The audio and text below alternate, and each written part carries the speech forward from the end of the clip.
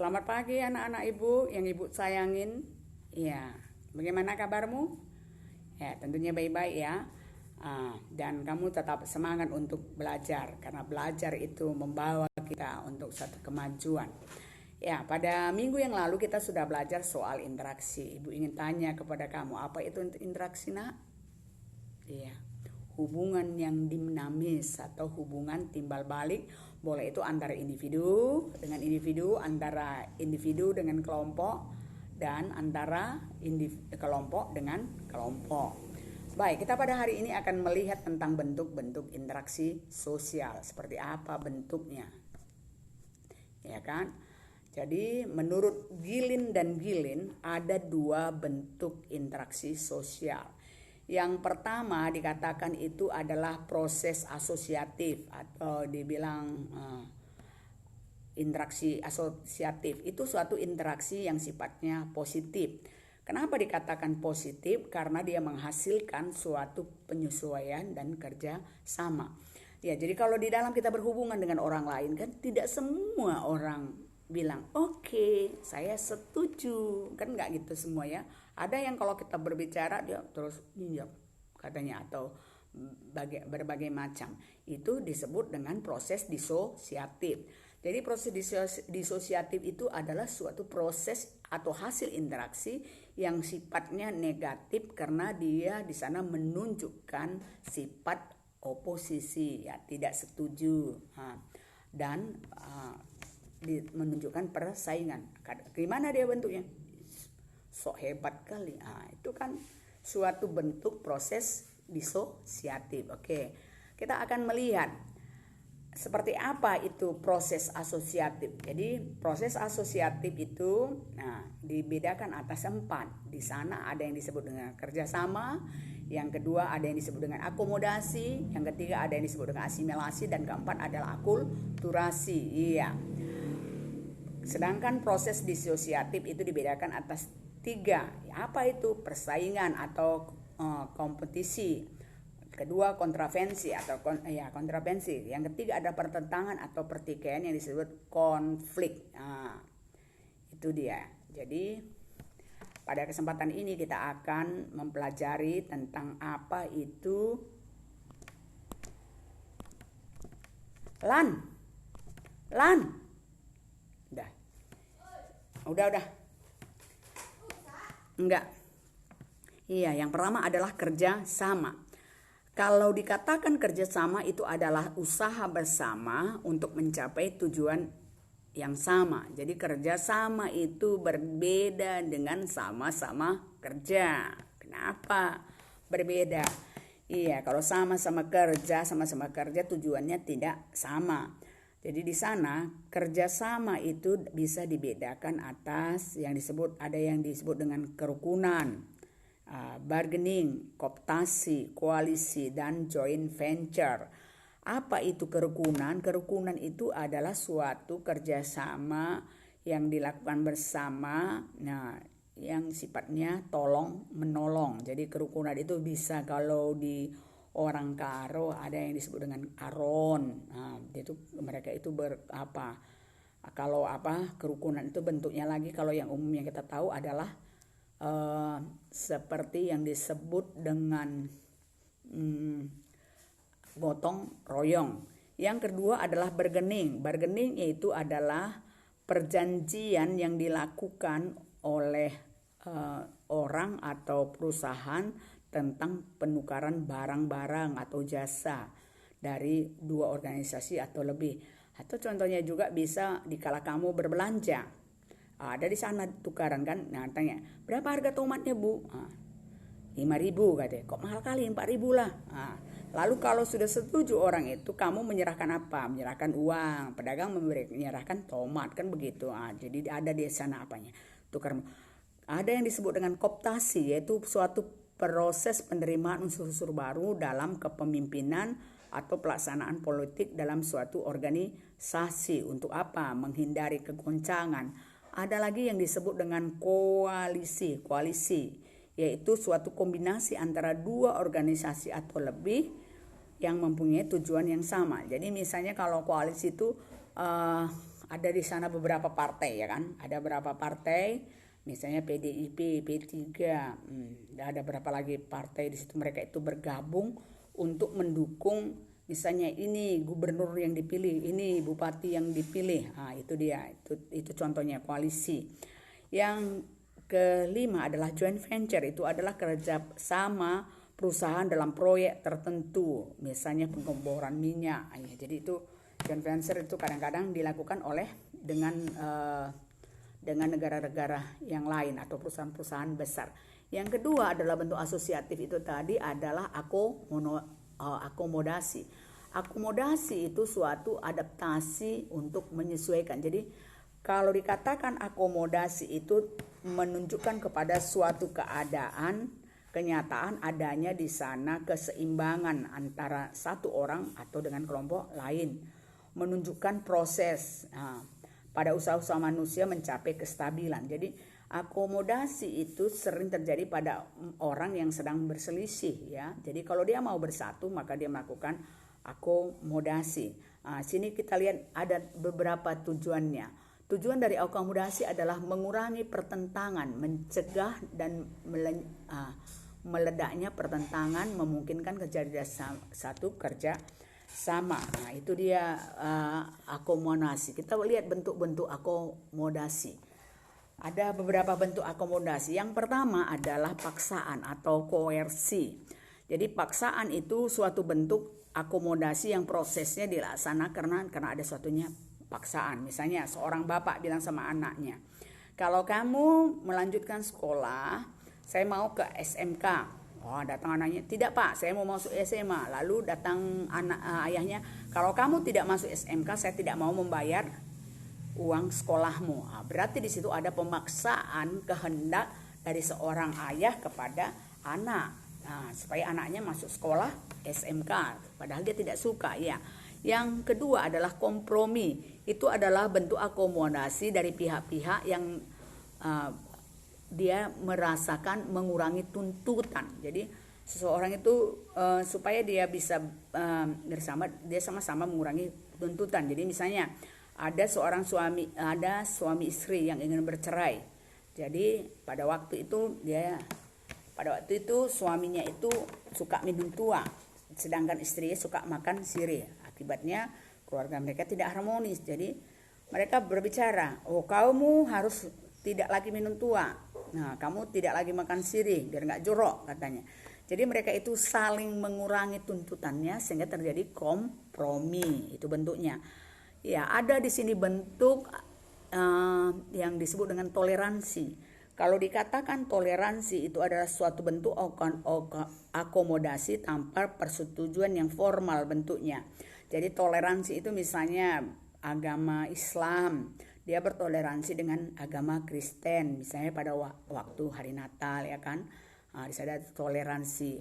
Ya, yang keempat adalah arbitrasi, yang kelima adalah mediasi, dan yang keenam adalah konsiliasi.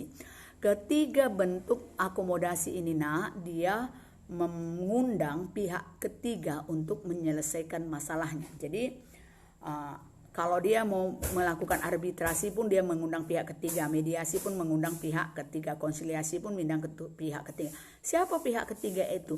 Bisa dia itu individu, bisa dia itu kelompok, bisa dapat juga suatu organisasi atau lembaga, ya. Jadi kalau dia arbitrasi di sana, yang membedakan dari ketiga ini adalah peranan pihak ketiga. Kalau dia arbitrasi, pihak ketiga itu dia adalah juru pisah, ya. Juru pisah bukan kisah, yaitu dibuat juru pisah atau disebut dengan wasit. Jadi di sana kalau wasit dia yang menentukan kan masuk, misalnya dalam bola voli yang menentukan masuk keluar bola itu adalah wasit. Jadi kalau dalam akomodasi arbitrasi itu pihak ketiga itu atau orang yang ketiga itu dialah yang memutuskan seperti apa hasil dari pertengkaran mereka, perbedaan pendapat mereka. Yang kedua adalah mediasi. Di situ seorang pihak ketiga dia melakukan dia itu melakukan sebagai juru pisah. Jadi dia menyelesaikan masalah itu memberikan nasihat saja. Dia tidak berwenangan untuk memberikan keputusan. Dia hanya mendengarkan. Oh begitu ya. Oh gitu. Jadi dia memutuskan, dia tidak berhak memutuskan, tapi dia hanya memberikan nasihat. Yang ketiga adalah konsiliasi. Jadi orang ketiga itu dia melakukan suatu akomodasi. Dia hanya menyesuaikan pandangan mereka, pendapat mereka. Itu dia tugasnya. Jadi bedanya adalah di dalam tugas pihak ketiga.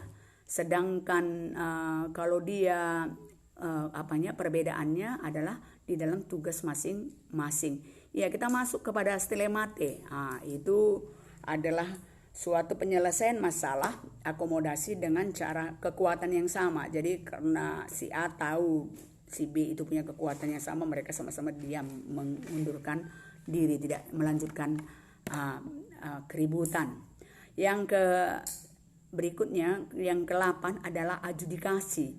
Itu adalah penyelesaian masalah atau akomodasi dengan cara hukum. Ya, jumpa di pengadilan, itu dia. Ini kalau perlu kita hindari. Oke, kita akan masuk kepada asimilasi. Jadi asimilasi itu adalah suatu percampuran proses sosial yang ditandai dengan adanya usaha mengurangi perbedaan yang terdapat di antara individu atau kelompok, mempertinggi kesatuan, tindak, sikap, dan proses mental. Jadi kalau asimilasi itu biasanya itu adanya di sana dua kebudayaan yang berbeda. Jadi kedua budaya itu berbeda, dia melakukan suatu penyesuaian. Jadi asimilasi biasanya dia itu percampuran dua kebudayaan melahirkan kebudayaan baru. Itu dia kalau asimilasi ya. Jadi di dalam asimilasi kelompok itu memiliki perbedaan. Pergaulannya intensif, artinya terus menerus ya, agak lama pergaulannya. Jadi setiap kebudayaan mengalami perubahan. Jadi misalnya kalau di sini Ibu buat contohnya musik keroncong. Musik keroncong itu adalah musik yang baru. Itu terjadi karena percampuran budaya Betawi dengan kebudayaan Spanyol. Jadi di Indonesia kita kenal dengan musik keroncong. Ya, kita sambung dengan akulturasi. Akulturasi itu adalah percampuran dua kebudayaan asing yang lambat laun diterima kepada kebudayaannya sendiri tanpa menyebabkan hilangnya kepribadian budaya itu sendiri. Jadi kalau dia asimilasi dua percampuran budaya, tapi kedua-dua mereka itu memakai kebudayaannya tidak hilang. Ya, jadi Ibu perlu jelaskan ya, kalau asimilasi itu tadi itu kita laksanakan ya di dalam pembentukan keluarga baru. Orang yang melakukan keluarga baru itu kan yang perempuan dan yang laki-laki itu memiliki budaya atau kebiasaan yang berbeda. Jadi mereka itu perlu menciptakan budaya baru, kebiasaan baru. Kalau di akulturasi kita itu melakukan di sana penyesuaian ya, kebudayaan kita juga tidak hilang. Seperti apa?